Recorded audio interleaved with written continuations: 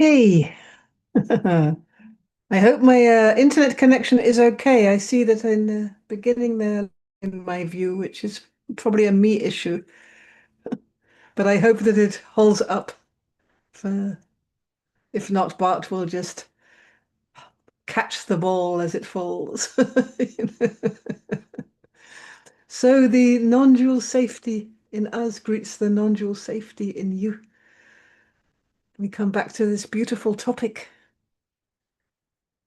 of sacred safety,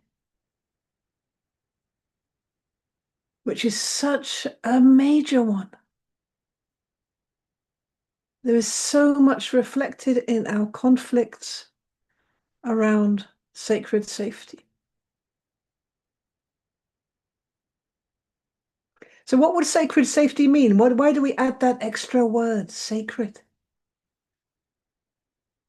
So partly what we're aiming for is that space of the observer or the conscious one, the one that is conscious, the one that feels itself to be alive, at the core of ourselves, that one that's able to experience the passing of time,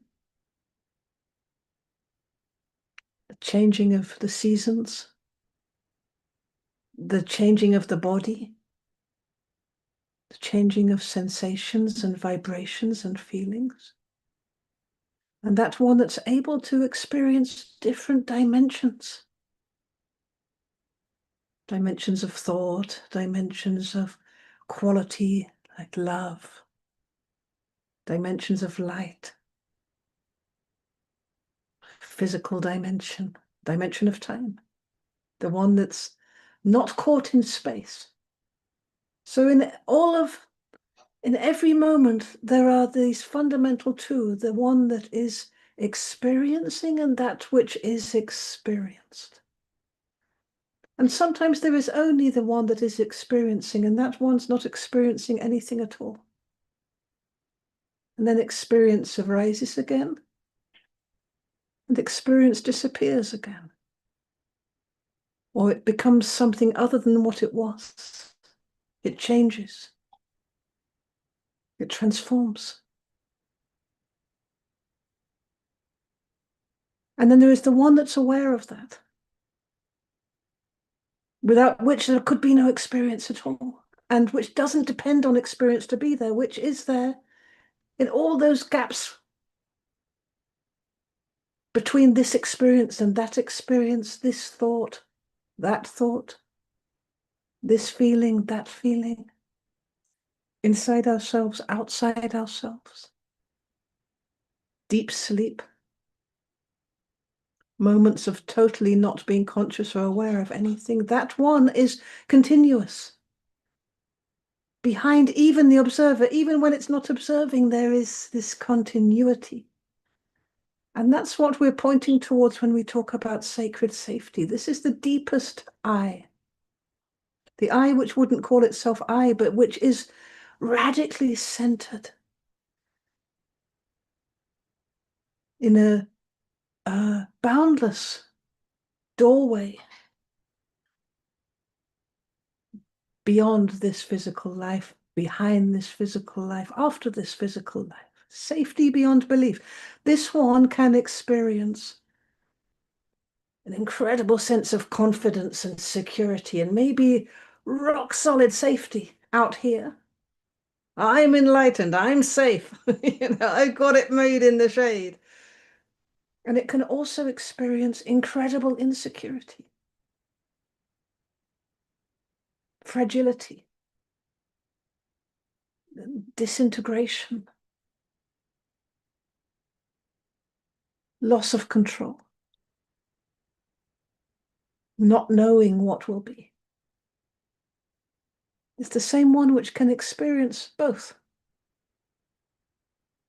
And this is so valuable because it's not a dead end, this one. This doorway to sacred safety. It's the bit when we come there and we lean back into the one which is conscious, aware, observing, witnessing, always here, never anywhere else really, even when it's somewhere else, it's here. This one. And we relax into that. All kinds of subtleties open up, like a very refined unconditional care, or a softness, or a natural mercy. All kinds of very precise refinements of frequencies of true nature open up. It's not like it appears at first like a dead end, because that's what we've been taught to believe. There's nothing there, don't go there. It's a great big nothing.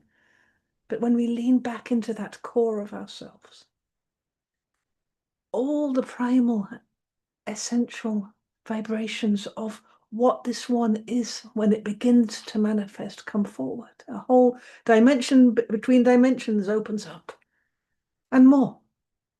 It changes our world.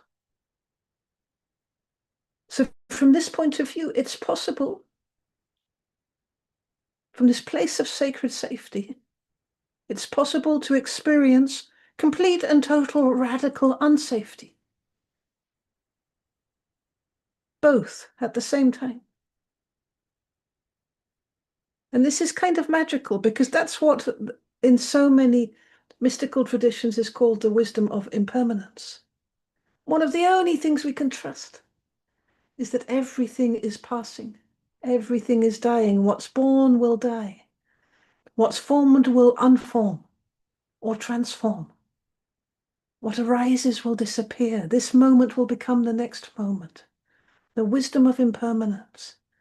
It's very, very, very unsafe, isn't it? Because we can't control it. We can't keep anything. Even though we might try for lifetimes, and we're taught to try and candy pick the good bits and chuck out the bad bits. To hold on to the positive and to throw out the negative, sometimes in the name of healing, sometimes in the name of religion, to get the good bits and throw away the bad, even though we might try to control it. And even if for a while we might develop a strong sense of security, thinking we've got this made in the shade, we wrote the book, we've pinned down, human experience, we know all about it. We fixed it. We feel secure in the art of living. Underneath that is a very deep insecurity because we know that this too must pass. This strong sense of security. I have a great mind. I know how to think. I know how to order things. And then comes dementia. And I begin to forget things. And I walk into the kitchen and I don't remember why I walked into the kitchen or even which kitchen it is. It's interesting, isn't it? And is that a terrible moment when we meet this insecurity, when we meet this evident unsafety? Is this a curse or is it a blessing? So one of the first things that's happening when we meet the sense of unsafety is we run for China. We do anything, grab hold of anything, have a drink, go socialize, do something to make it go away. And because it's just there's no place for it in our language, in our lexicon of experience. It's not, how could this ever be a good thing, feeling unsafe? You know, you have to go to school and you have to be confident and you have to show up brave. You can never be weak. And especially in this dangerous social field, you can't show up as a lonely, weak one. Not unless it's a strategy, which is a deeper form of security, to play the victim. But in general, you can't actually allow that human fragility to come forward because it's a real party pooping thing. You know, you can't announce at the cocktail party and pre-Christmas drinks, well, we're all going to die. Not until you're really drunk, you know, even though it's true. We can't question the consensual illusion that we're here forever and nothing's going to change. And if you die, it's like an accidental mishap, a little bit of a failure. And we don't talk about it. It's like the best kept secret. Nobody dies. Nobody gets sick. If you get sick, she did something. She smoked. She didn't let out her anger. She never forgave her mother. That's why she's sick. It's not like it's something which we really have space for, this fragility, this unsafety. Which means that partly we're pretending.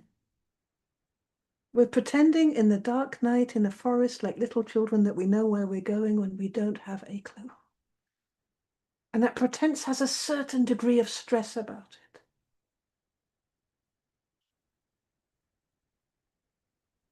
And that means that the moment there's even a sniff of unsafety coming forward or something deeper, there is a kind of, or can be almost a sense of doom because we knew it was always there. It was always following us around. This death behind our back. Always now, now, now. Could it be now? Could it be next week? We know it. So there's a bit of a loop inside the psyche, inside where the way we've been educated, which is saying you must be secure. To be okay, you should be confident, you should be secure, you should always know, you should never not know, because if you don't know, you're going to be shamed in front of everybody in your class. You have to know stuff in advance of knowing it, you have to know it. And if you don't know it, you have to learn it very quickly so you know it, because no knowledge brings safety. So we're taught this, that we have to be secure, we have to be confident, we have to know. But how do we measure our security? How do we know that we're secure? Because we have to know it as well. Can't just forget about it and be innocently secure in true nature. No, no, no. You have to know you're secure. How do we get that chin up? I'm the protector. I'm strong. I'm secure. How do we get it? Well, partly we get it by comparing ourselves to people who, or others who are less secure, who are more insecure. So I'm okay as a country because I've got a whole arsenal of nuclear bombs. And why does that make me secure? Because other countries haven't got any. I have to compare. So I depend on the insecurity in order to be secure. And none of it has anything to do with the actual nature of life and impermanence and things passing. It's a very weak position to be on, to be dependent on insecurity in order to be secure. And vice versa. In order to be insecure, to be taken care of, we need to go there. We need somebody to be secure, to take care of us. And all of this is dancing around this place of unsafety, which is very difficult. It's like if the quality is sacred safety, right next to it is this unsafety, meaning the personality is not safe. Who you are as a personality, it's not safe. It will disintegrate. And it's got truth in it. So it's hard to say, okay, you're just imagining you're not safe. And you're safe. Don't worry. You're safe. It's hard because deep, deep, deep down, we know through all the evidence of experience that it's passing. It's not safe at all. We just know that just as we were suddenly launched into our mother's womb and found ourselves with a blip waking up here as a very young child, we know that in the same way, we're not in control of any of this. There's something very, very unsafe. Now, when we were a child, this wasn't a problem. When we were a baby, it wasn't a problem. Interesting why it wasn't a problem then, and it becomes a problem later on. What it is about growing up that makes unsafety so very bad and so very polarized in opposition to safety. It's this or that. So the shame around the unsafety, the badness around the unsafety, the sense of doom around unsafety, the death, it's got death in it. It's got disease in it. It's got all our worst nightmares in it, meaning any of that could happen at any moment. That's what unsafety is perfumed with. Horrible stuff. And so we don't go there. And in order to not go there, we U-turn up again. We're coming there, we're falling, falling, falling into the bottomless, endless falling, falling. And then we come to this layer of that deadly unsafety feeling. No, we don't go there. And we go up again. We go up again to the mind and we begin to strategize how to make it safe, how to make ourselves feel secure. So I need more money in the bank account. I shouldn't fly on budget airlines because they could get blown up. I shouldn't go to this country and this country because they're not safe. I shouldn't speak to Agatha over there because she's not safe. And we start to give all of these conditions to try and make ourselves feel secure. But we didn't even experience unsafety. We just experienced the conflict with unsafety. So how could we even begin to come to safety? So how do we make security? We make something very much stay the same, rigid. I'm secure if I get up at 8 o'clock in the morning and at 9 o'clock I finish my coffee, at 9:15 I'm in the car, and by 9:30 I'm at work. This is security, rigid. Like clockwork, but a working clock. And then insecurity can feel almost like inevitable. Because the moment, I'm 5 minutes late because there's a traffic jam and I'm stuck behind Farmer Joe and his fine fat truck and the roads are not moving and I'm late, insecurity starts to come forward like crazy. Because my security depends on this and this and this and this. So it's like a red flag to a bull. If I've got to be secure by making myself rigid, I become incredibly insecure because the threat of the structure breaking is so strong. And all of this is loaded with never, ever going to that place of unsafety. I must be safe in this world. This world must be safe. But it's not. It just isn't. And all the time we're sensing that. We're feeding off unsafety. We're watching it on Netflix. We're reading it in the news. We're feeling it among the lives of our neighbors or in our own lives. We go to funerals. How long can we still be in this kind of denial, this secure denial that somebody else died, it's not us yet? Or maybe it will never be us. Or maybe it will happen without me noticing it. I never have to face that unsafety, at least. I'll just be gone. So the first advantage of coming to unsafety is that which can sense unsafety is sacred safety within us. The depth of unsafety, the vibration of unsafety, the fragility, the impermanence, that all things pass. It's so aligned with the river of life, with the river of naturalness, that when we begin to allow this vibration to be intimately part of our experience, which it is, but the mind surrenders into it, what begins to come online behind the feeling of unsafety, and which is able to sense these sensations of unsafety, which are very alive, is this perceptive, conscious, aware, sentient source, which is able to feel these sensations. Now, the sensations of unsafety, they come and they go. It's like a little bit of a blizzard, a little bit chaotic. This space in which they come and go, through which they move, through which the tingling is there, through which the fear is there, even the kind of, whoa, deadly doom feeling. All of that is occurring within this space of sacred safety. So the moment we move into the vibration of unsafety, we are the sacred safety which is sensing the unsafety. Big gift, because immediately there's a payoff. Something calms down. We're able to experience unsafety. The very thing that has been forming us, that we've been running from and running towards and fighting with and dreaming about and looking for in order to not go there, is now, okay, tingle, wingle, tingle in the solar plexus. Open shaft in the arse. It's not that bad, is it? It's a sensation. And what's behind it? Something which is born, something which lives, something which dies, something which is there between this and that, something which is able to release all of these forms and go to sleep at night. And to sleep very well and peacefully, thank you.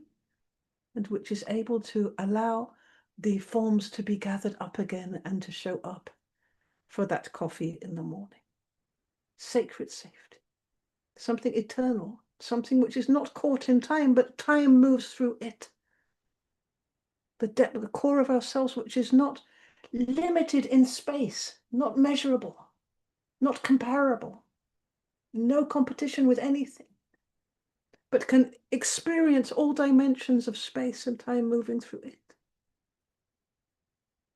And then there's this other aspect which happens on a very mundane, emotional way.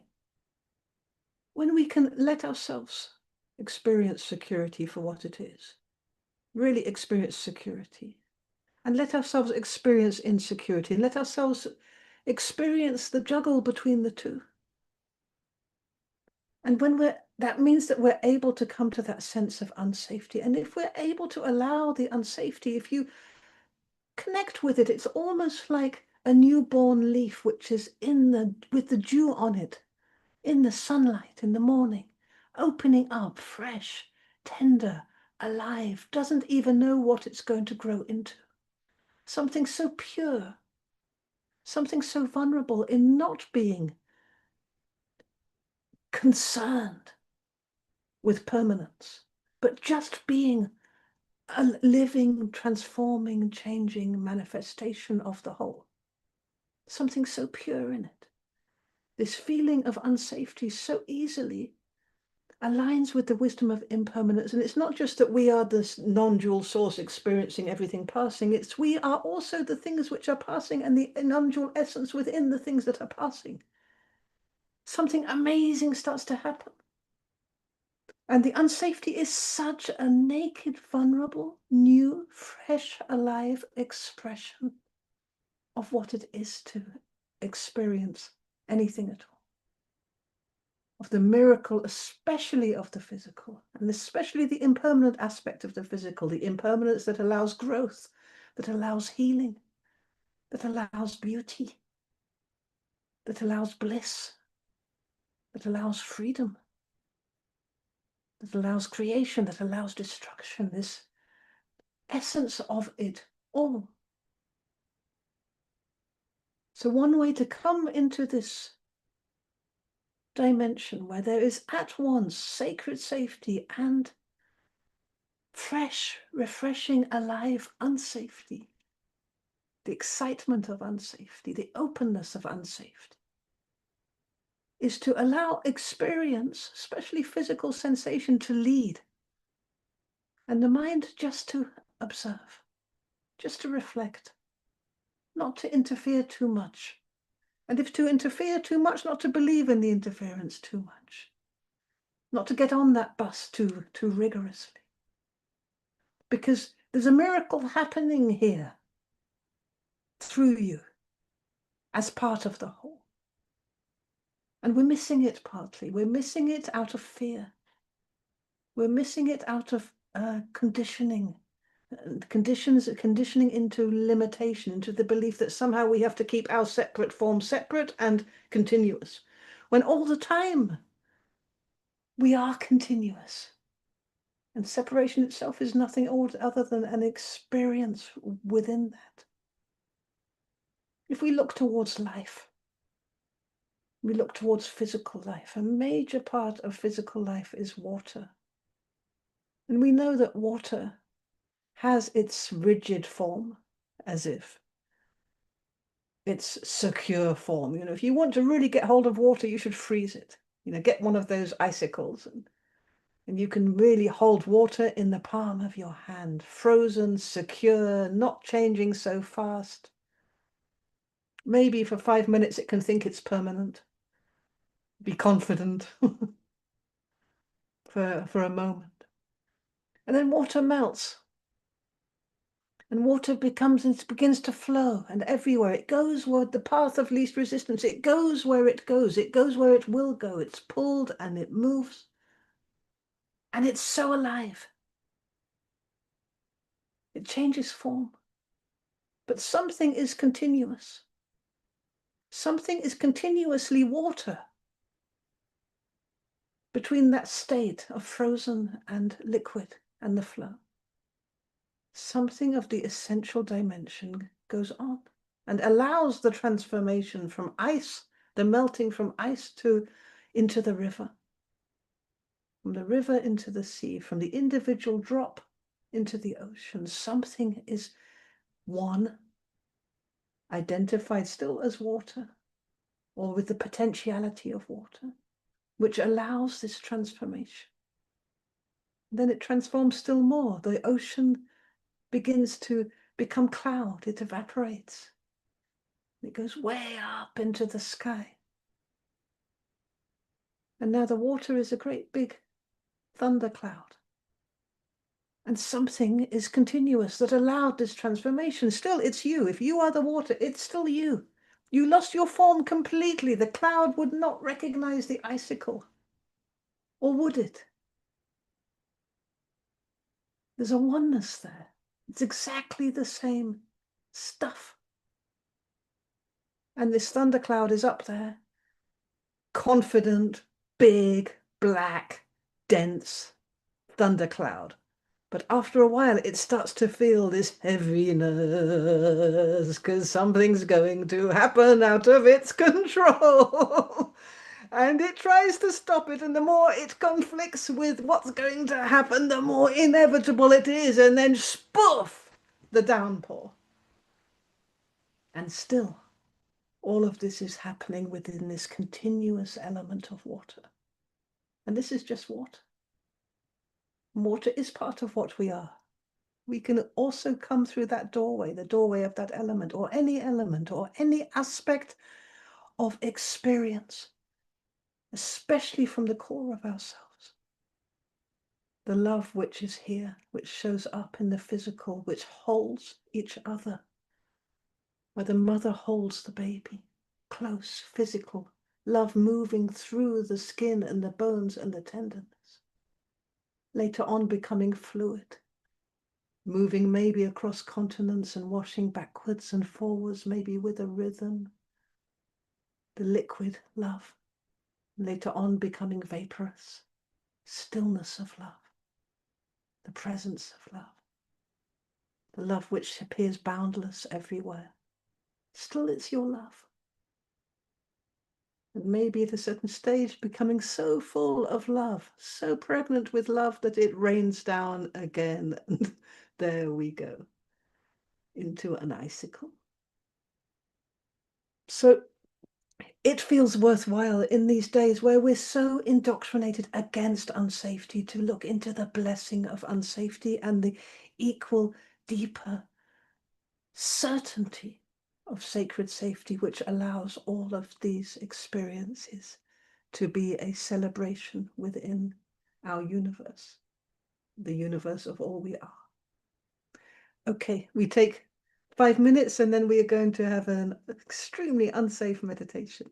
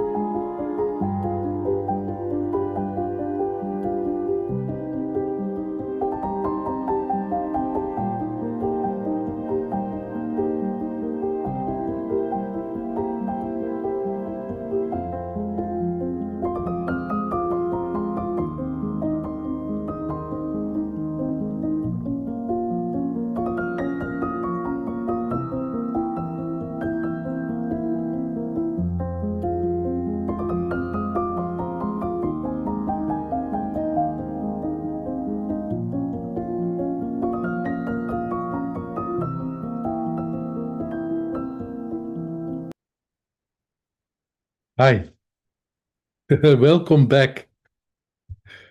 It's so nice to see you all. So, if we could find a relaxed position,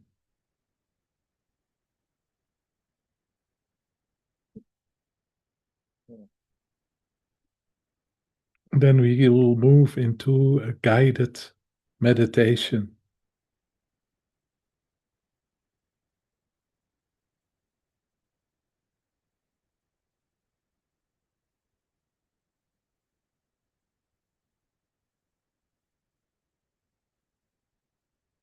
I'll see people finding a comfortable position, so I wait till everybody found his position.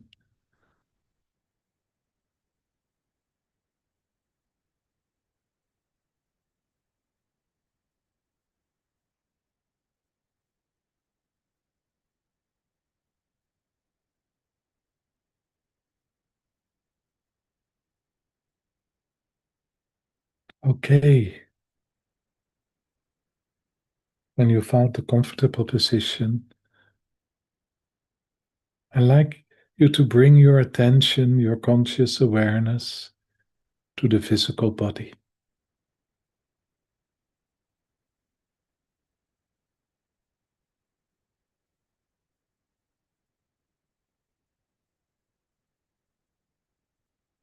And when you're connecting with the physical body, some areas maybe feel comfortable and other areas feel less comfortable.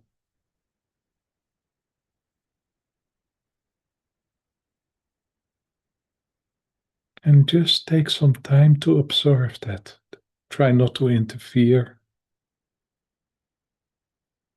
Just allow it to be as it is right now.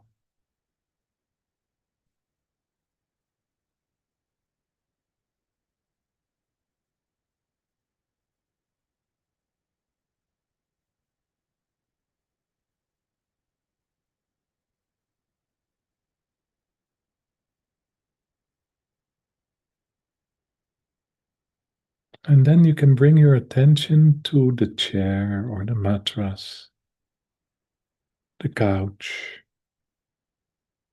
which is supporting your body,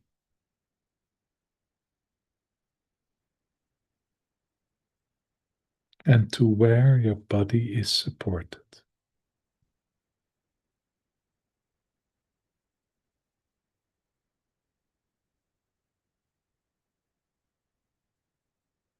And maybe it is possible to relax into this support.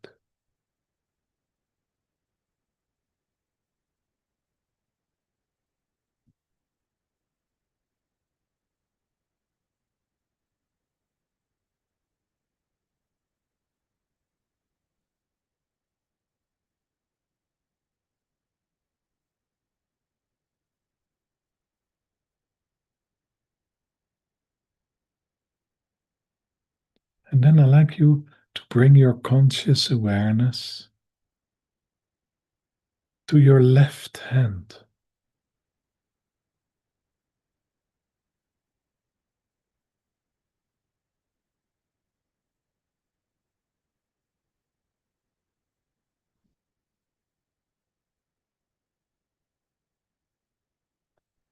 We are consciously aware of our left hand.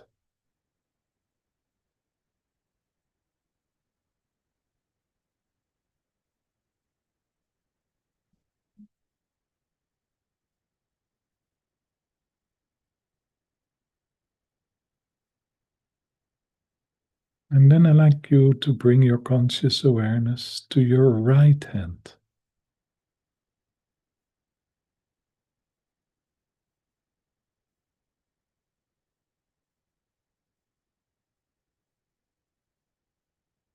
We are consciously aware of our right hand.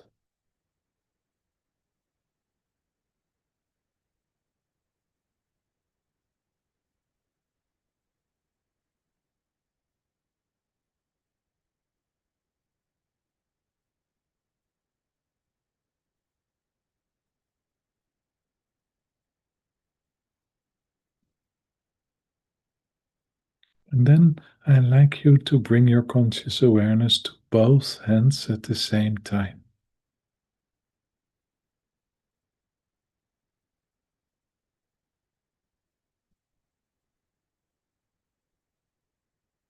We are consciously aware of both hands.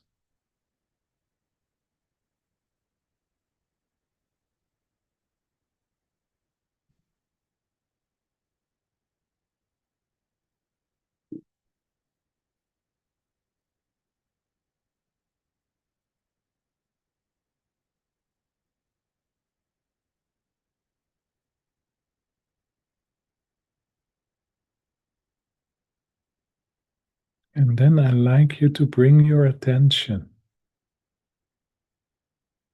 to that what is aware, that what is conscious aware of both hands.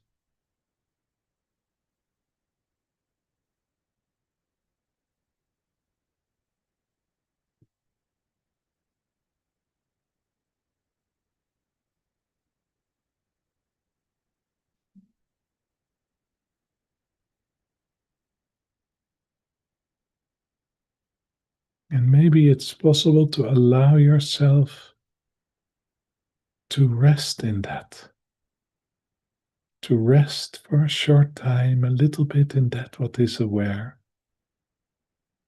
of both hands.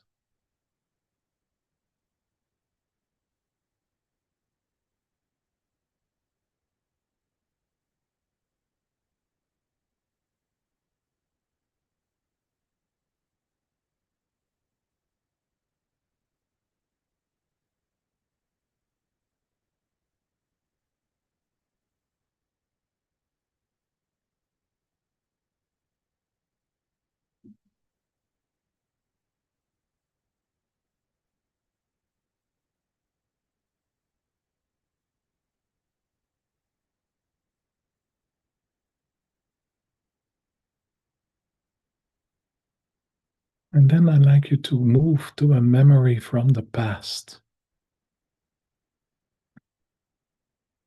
Any memory.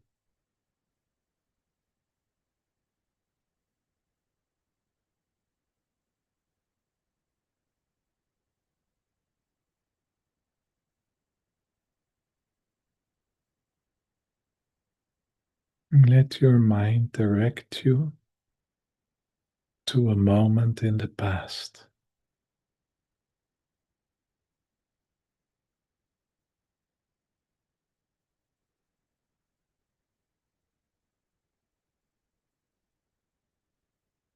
And connecting with this moment in the past,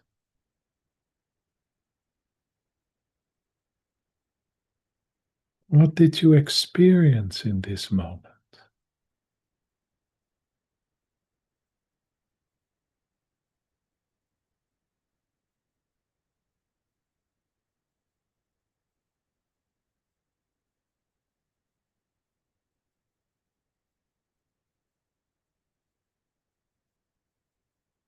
And just allow the experience to be there as it is.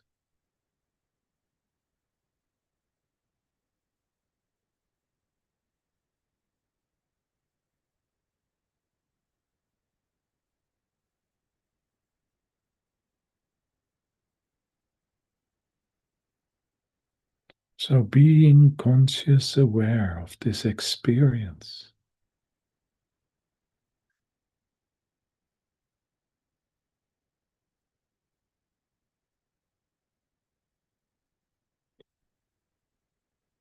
I'd like you to move your attention to that what is aware, that what is conscious aware of the experience.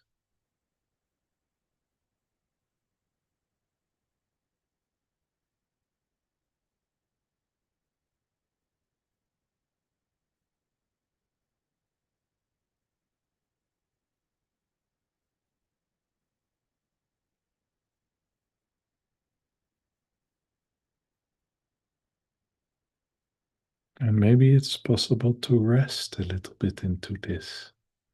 Just take a few moments to rest. in this conscious awareness.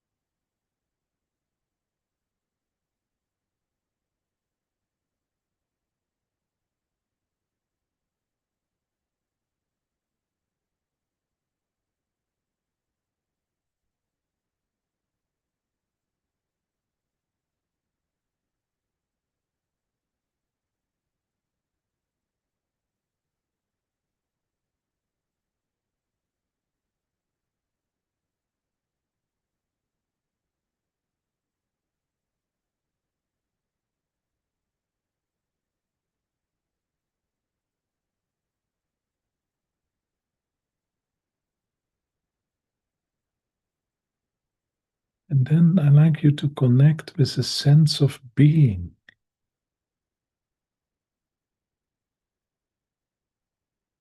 From this conscious awareness, we connect with the sense of being.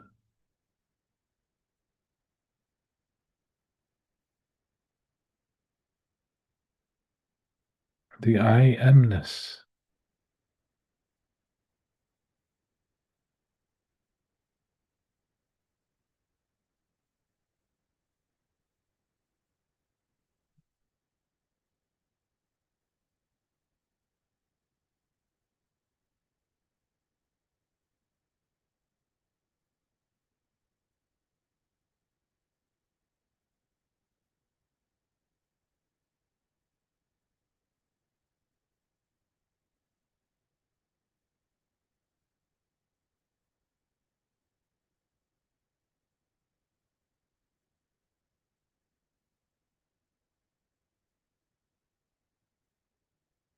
And then I like you to kind of bring your attention again to that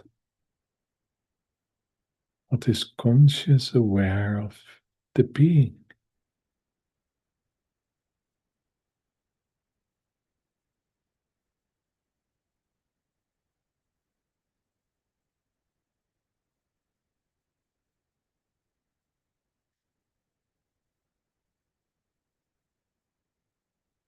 And that what is consciously aware of the being, we allow ourselves to rest a little bit in it.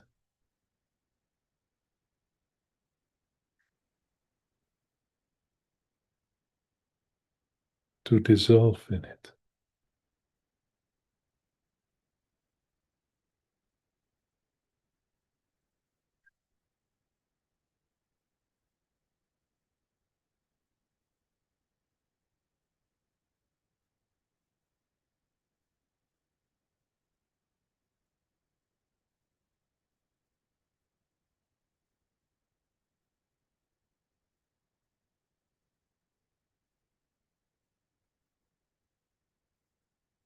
And then I like you to connect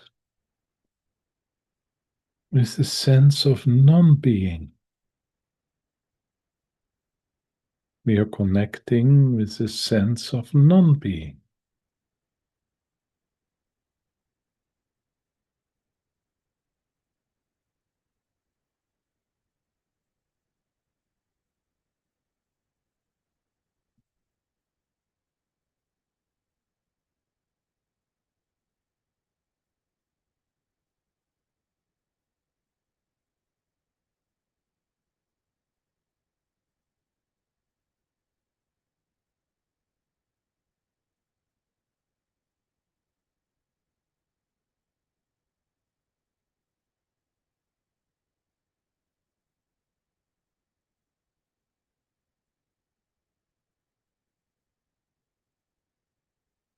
And then we bring our attention to that what is consciously aware of this experience.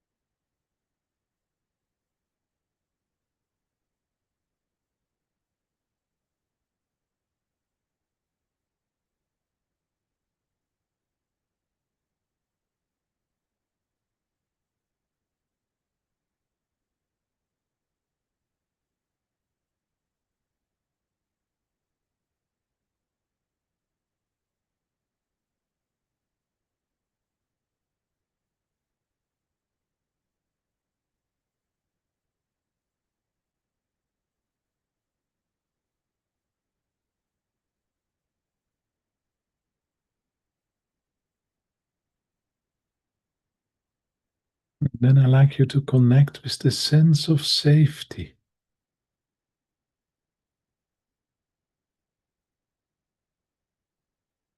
The experience of safety.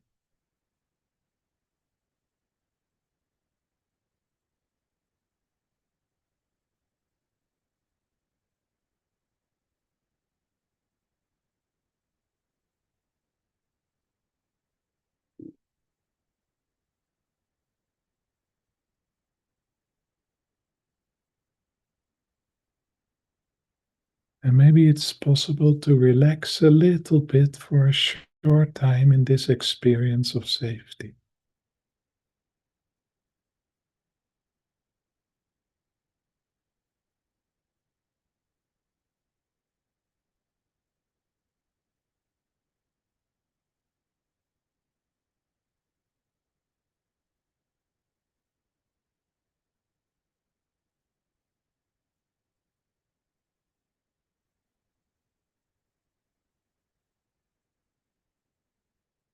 And then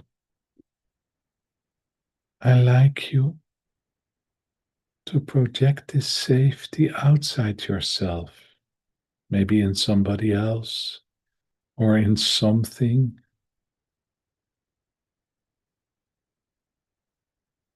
or a form inside yourself or outside yourself. We project this feeling of safety outside ourselves. And just be aware how your body is reacting to this, how this feels.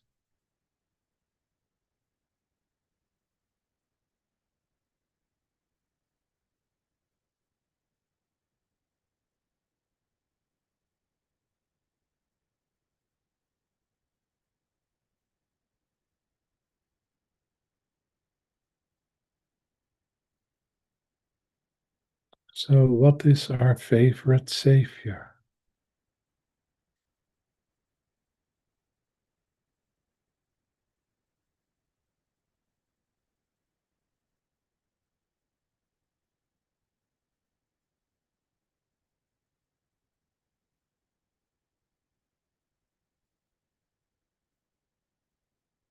And how does that feel?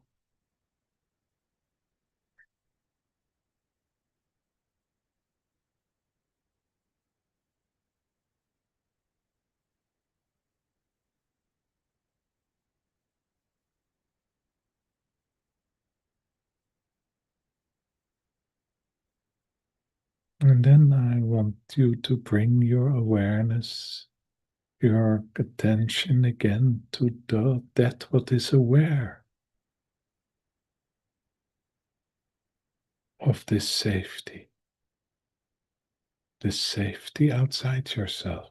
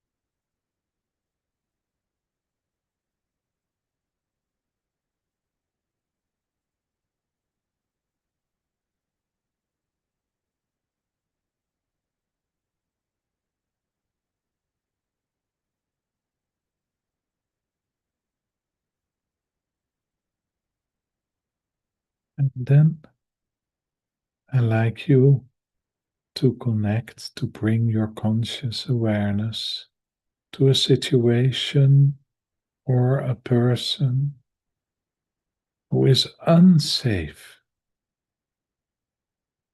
outside yourself.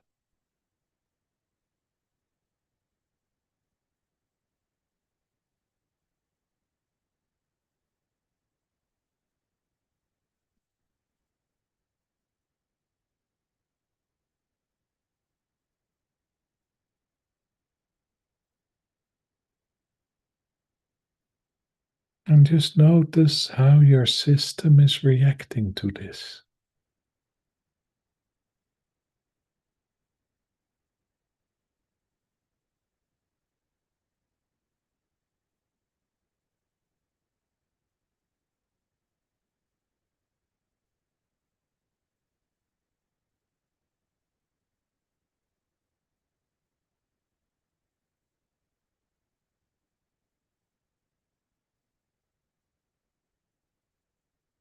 And then I like you to bring your attention to that what is consciously aware of this unsafety.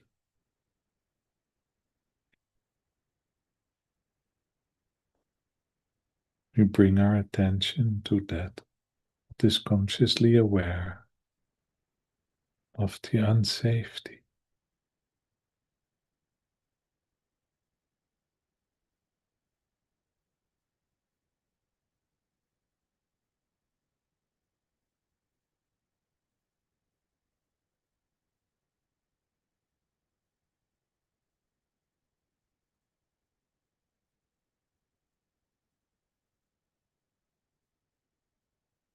And maybe we can rest a little bit in that conscious awareness.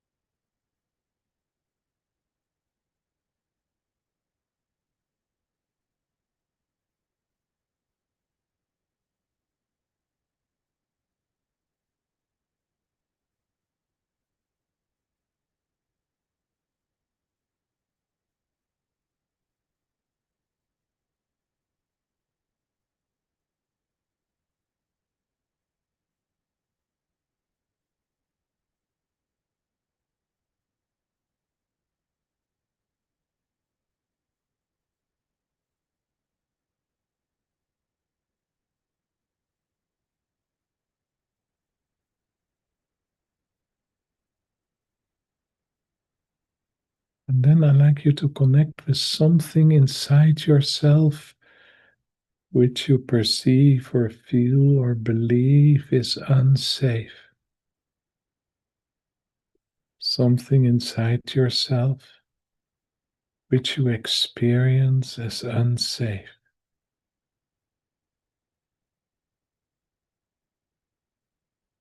And we are consciously aware of this unsafety inside ourselves.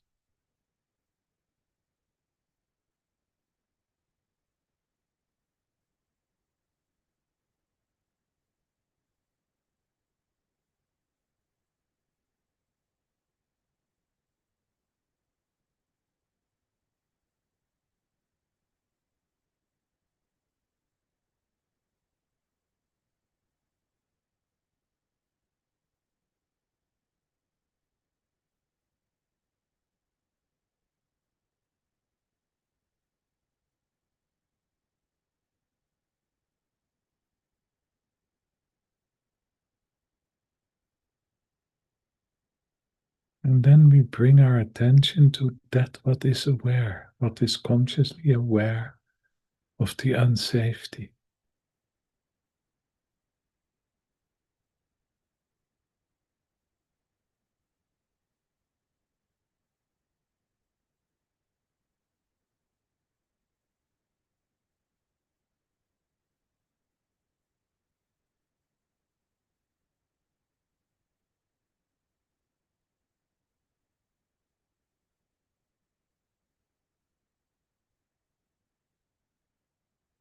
And we allow ourselves to rest a little bit into this.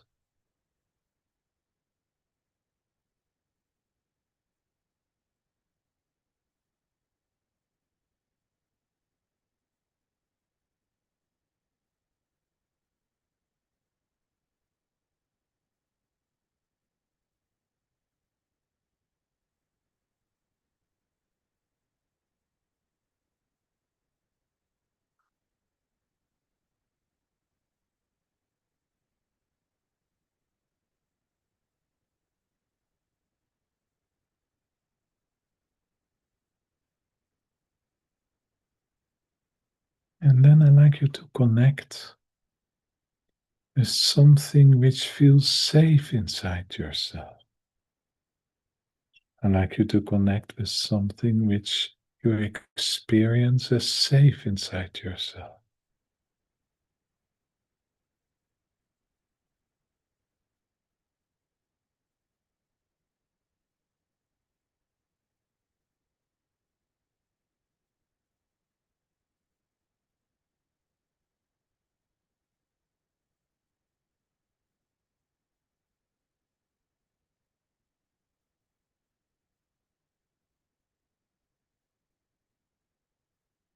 And just be aware how your system is reacting on this.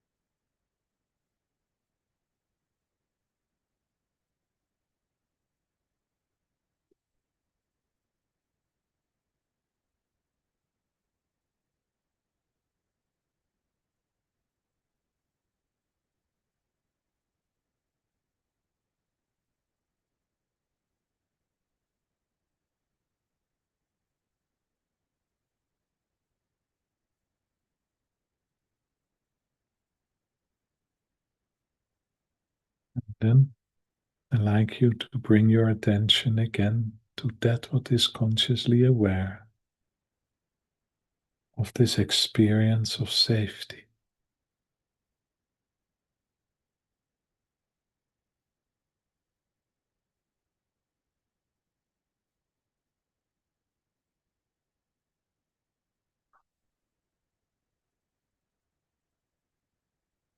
And bringing our attention there, I'd like you to rest in this for some time.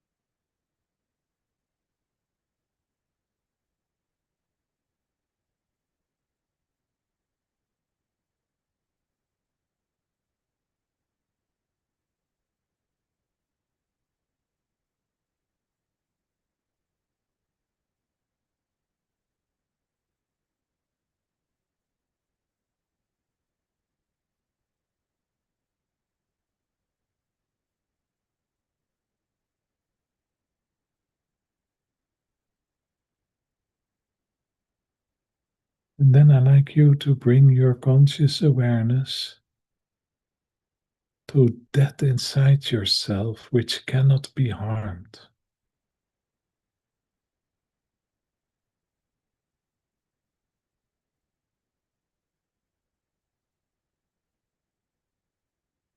What is always there.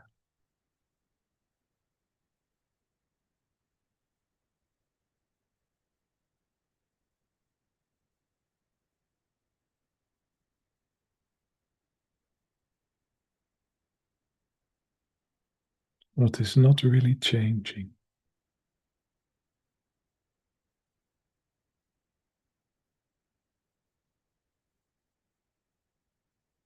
So we bring our attention, our conscious awareness to that what cannot be harmed. What is always there and is not really changing.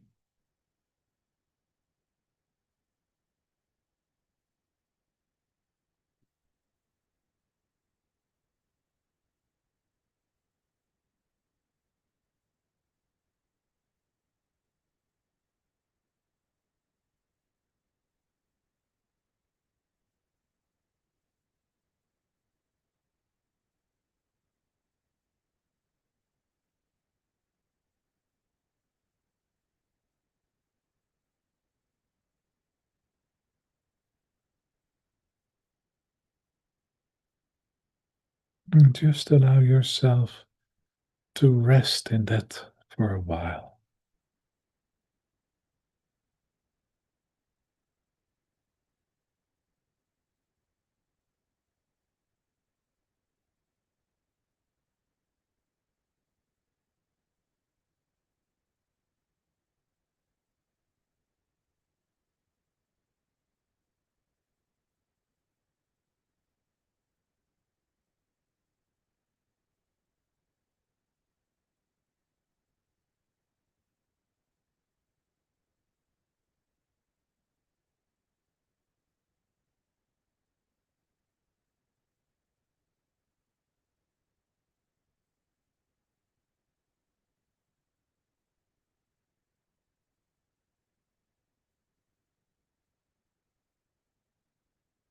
And maybe we can become aware of the safety of this one.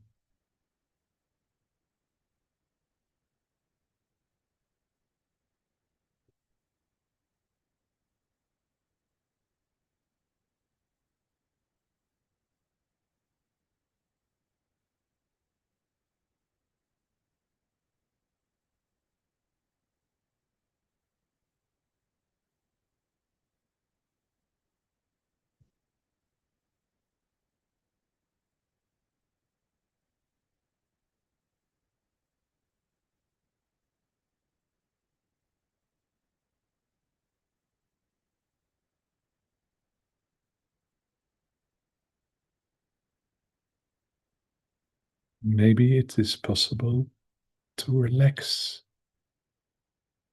into the safety of this one.